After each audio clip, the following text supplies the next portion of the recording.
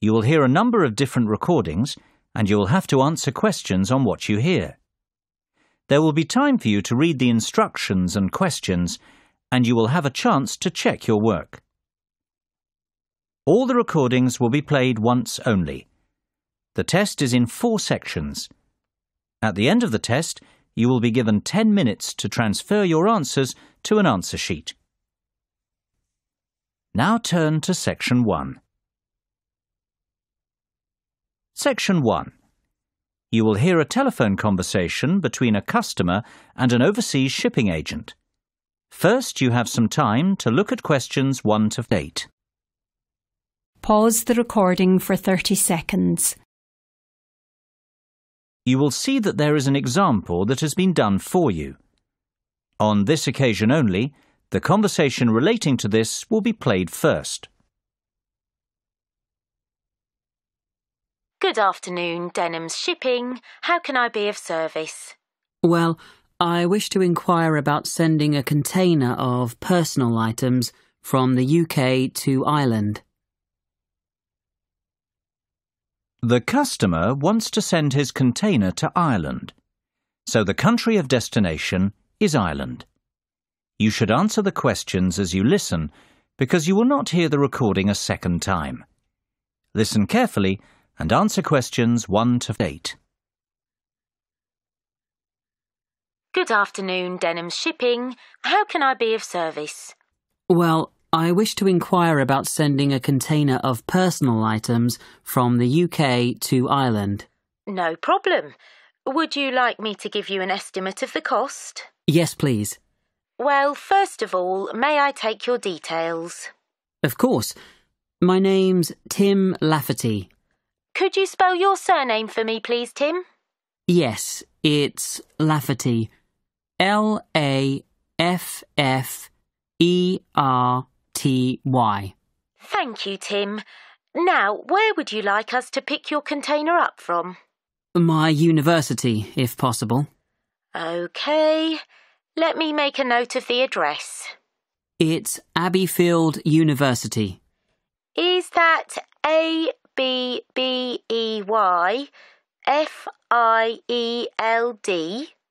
That's right. Park Street, Brighton. Perfect. And may I take down your postcode too? It's BR8 9P3. Great. Thank you, Tim. Have you the container's measurements? I do. It's approximately 2.5 metres long by 1.25 metres wide. I see. Quite a big one then. Indeed. And the height? I make it 1 metre and 20 centimetres deep. So that's 2.5 by 1.25 by 1.2. Right. And what will actually be in the box, Tim? Oh, mostly old uni books. OK. And some music albums. Anything else? Yes, a little bit of stationery. I see. And could you put an estimate on the value of the items? The books are quite valuable. They're worth around £1,800. The music albums, maybe half that, say £900. And you can put the stationery down as £300. Before listening to the rest of the conversation, you have some time to look at questions 9 and 10. Pause the recording for 30 seconds. Now listen and answer questions 9 and 10. OK. And will you be purchasing contents cover from us also? I'm not sure what you mean. Sorry, let me explain. Because your items are worth more than £2,000, we recommend that you purchase insurance to cover yourself in the event of damage or loss. Makes sense. What are my options? Well, we offer 3 insurance deals: the premium rate, standard rate and economy rate ones. Premium offers full cover in the event of loss, damage or theft, which means you would be provided with the full cost of replacing your belongings. What about standard and economy? Standard will give you today's value, the second-hand value of your belongings, and economy provides you with a fixed payment of £1,000 in the event of loss, damage or theft. Well, I can afford to live without those books, to be honest, so just give me the cheapest option. We recommend standard cover for all our customers. No, thank you. That won't be necessary. The cheapest option will be fine. No problem. And one last thing, will you be needing delivery at your office, at your house, or do you intend to pick up your container at the port? Home delivery would suit me best, I think. We'll get that process for you. That's the end of section 1. You have half a minute to check your answers. Pause the recording for 30 seconds. Now turn to section 2.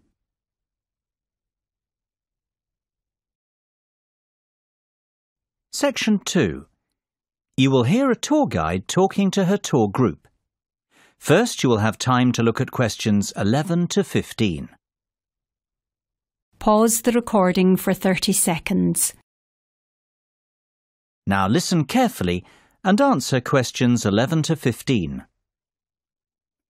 Well, we certainly have a busy day ahead of us, so let's get started, shall we? You'll find a map of the museum with the itinerary I've just handed out. The museum's our first port of call, so let's have a look at the map now. The door on the right of the entrance hall leads into the gift shop and ticket centre. Once we pick up our entrance tickets, I'd ask everyone to deposit their bags and coats in the cloakroom, which is located towards the back of the gift shop and ticket centre. If you want to pick up an information leaflet, you can approach the information desk situated along the right-hand side. Now, once you come back into the entrance hall, the door on the opposite side to the gift shop leads into the art gallery. There is a special exhibition on there at the moment which is not to be missed. If you continue on up the entrance hallway, that leads into the main exhibition centre. At the back left-hand side, there are some toilets. Beside the toilets, you'll find the 3D theatre. I strongly recommend that you make time for the 30-minute presentation in the theatre. It is well worth a viewing. Running along the right-hand side of the main exhibition centre is the Modern Art Studio. Here, not only can you view some of the most famous works of the 20th century, but you can also sit in on a workshop run by a local artist. So, that's the art museum. Before you hear the rest of the discussion, you have some time to look at questions 16 to 20. Pause the recording for 30 seconds. Now listen and answer questions 16 to 20. Next on the itinerary is the aquarium. Depending on how long we spend at the museum, we might have to give this one a miss. It's not what I'd call a highlight of the day, but it would be a shame if we didn't get to see it, as it's en route to the Solheim Country Club, where we're booked in for lunch at 1 o'clock. Originally, we had planned to stop off at the Milltown Winery afterwards, but we've had to scrap that plan. Otherwise, we'd never get to the zoological gardens before closing time. We have pre-booked the gardens and must be there by 2:30, so no dilly-dallying please after lunch. Straight back onto the bus. The gardens close at 3:30, so we've an hour there, which should give us ample time to look around. Time allowing, we'll stop off at the famous Stout Brewery after that, if traffic isn't too heavy, and we're in Lincoln before 5. If not, we'll head straight for the National Concert Hall, where you're in for a real treat of an evening with a performance from the world-renowned cellist Andrei Borovsky. We have to be in our seats by 6:30 sharp. After that, it's back to the hotel for the night, where a buffet meal will be waiting for us at 8:30, or whenever we get back. That is the end of section 2. You now have half a minute to check your answers. Pause the recording for 30 seconds. Now turn to section 3.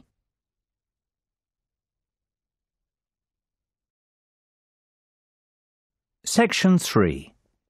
You will hear a discussion between two design students and their tutor on a practical assignment. First, you have some time to look at questions 21 to 25. Pause the recording for 30 seconds. Now listen carefully and answer questions 21 to 25. So, have you chosen a product yet? I think so. We'd like to build a gyroscopic exercise aid. Sounds interesting. Tell me more. Well, we did some research and were amazed to discover the sheer range of applications for gyroscopic technology. Gyroscopes are used in laser and optical devices and can be found in many consumer appliances too. Right. Tell me about this product specifically, though. The aim of the assignment is to create something practical, functional and beneficial for consumers. Justify your decision. Well, we believe we can design and build a cheap and effective muscle-strengthening aid by taking advantage of the inertial forces created by a gyroscope. Yes.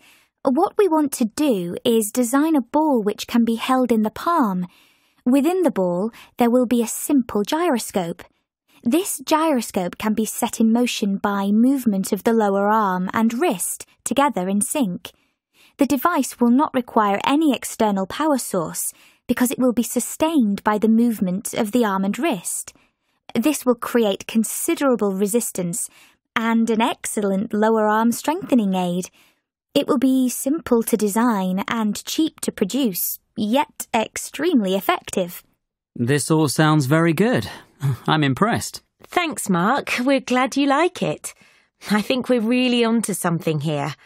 Our research has told us there's nothing comparable in the market and that a product like this would have multiple uses. Not only could it be used as an everyday toning and exercise device, it could also be beneficial to people in rehabilitation who have suffered serious lower arm injuries. We see the product being marketed towards high-performance athletes, like tennis and golf players, for whom lower arm strength is vital too. Before you hear the rest of the discussion, you have some time to look at questions 26 to 30. Pause the recording for 30 seconds. Now listen and answer questions 26 to 30. I've heard enough to give your project the go-ahead. Now, let's talk costs. Right. Well, we estimate that around £3,000 will be required for product development. You mean to build the prototype? Exactly. And we'll need half that again to carry out some product testing. And what's your timeline for the project? The prototype should be ready a fortnight after work on the design starts, and we'll need another 6 weeks for testing. We want to enlist the help of 15 people to test the prototype. Ideally, we want 5 professional athletes to try it out, 5 recovery patients, and the remainder of the subjects will be gym members, our 3 target markets. Okay. Well, you have a lot of work to do, but you've certainly made a good start. Let's meet again on Monday to get the ball rolling. That is the end of section 3. You now have half a minute to check your answers. Pause the recording for 30 seconds. Now turn to section 4.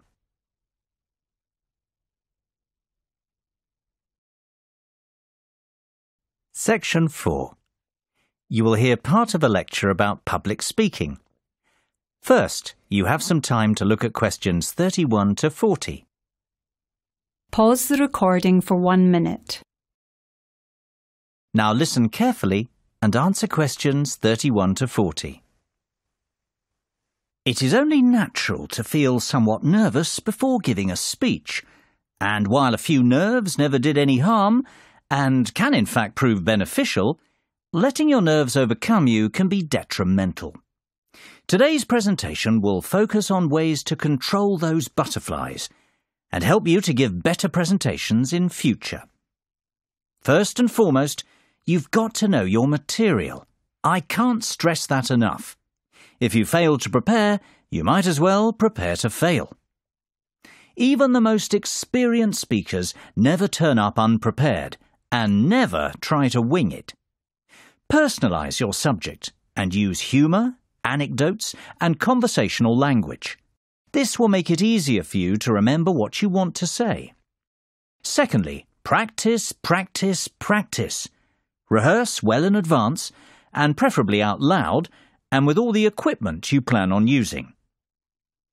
Practice your timing, when to pause and when to breathe, and prepare for the unexpected. Something always goes wrong, especially when you're relying on technology, so always have a backup plan.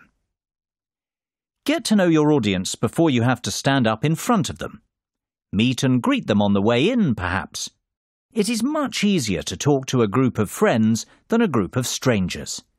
And, just as importantly, know your room as well. Arrive early, pace the speaking area, and practice using the microphone and visual aids. The hardest part is trying to relax. Never rush straight into your speech. Begin slowly and address the audience first. In fact, even before you start, take a few deep breaths. You know, 1 1,000, 2 1,000, 3 1,000. This will turn your nervous energy into enthusiasm. Visualization can be a great confidence booster. Visualize yourself making the speech in the way that you intend. Imagine your voice loud and confident, and picture the audience clapping and rooting for you. Remember, people want you to succeed. The audience wants to hear an interesting and insightful speech. They aren't hoping you make a fool of yourself. Whatever you do, avoid making unnecessary apologies. If you make a mistake or two, forget about it. Few will notice, and it will all be forgotten before too long. People often forget the importance of body language. Don't underestimate this. Your words carry far less meaning than your delivery. Success is defined by your intonation and confidence. If you come across as a confident person, people will listen to you. You will command their attention. Stand tall and proud and deliver with conviction. Humans are very bad listeners. We remember less than 25% of what is said and place far more emphasis on how it is said. Last of all, be realistic and give yourself a chance. No one becomes the perfect speaker overnight. It takes time to hone your presentation skills. That is the end of section 4. You now have half a minute to check your answers. Pause the recording for 30 seconds. That is the end of the listening test. In the IELTS test, you would now have 10 minutes to transfer your answers to the listening answer sheet.